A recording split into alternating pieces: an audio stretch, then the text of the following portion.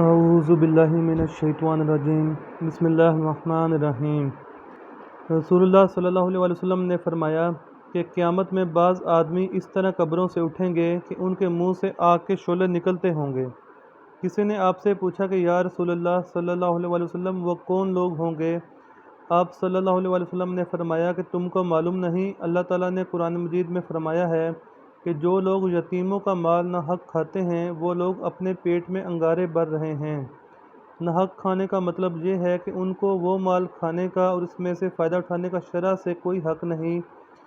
اور ڈرو، ہندوستان میں ایسا دستور ہے کہ جہاں خاوند چھوٹے چھوٹے بچے چھوڑ کر مرا، سارے مال پر بیوہ نے قبضہ کر لیا، پھر اسی میں مہمانوں کا خرچ اور مسجدوں کا تیل اور مصلیوں کا کھانا سب کچھ کرتے ہیں۔ حالانکہ اس میں یتیموں کا حق ہے اور سارے خرچ ساج مشترک میں سمجھتے ہیں، اور ویسے بھی روز کے خرچ میں اور پھر ان بچوں کے بیاہ شادی میں جس طرح اپنا جی چاہتا ہے خرچ کرتے ہیں، شرع سے کوئی مطلب نہیں۔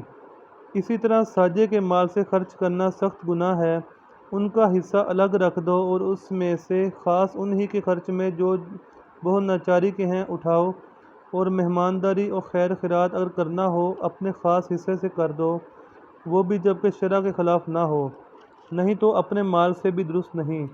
خوب یاد رکھو، نہیں تو مرنے کے ساتھ ہی آنکھیں کھل جائیں گی۔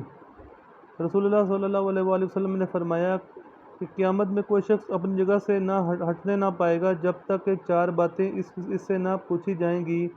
ایک تو یہ کہ عمر کس چیز میں ختم کی، دوسری یہ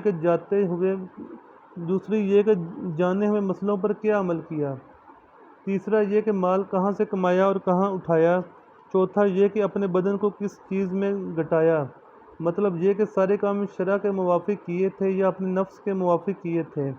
اور فرمایا رسول اللہ صلی اللہ علیہ وسلم نے کہ قیامت میں سارے حقوق ادا کرنے پڑیں گے، یہاں تک کہ سینگ والی بکری سے بے سینگ والی بکری کی خاطر بدلہ لیا جائے گا، یعنی اگر اس نے ناحق سینگ مار دیا ہوگا۔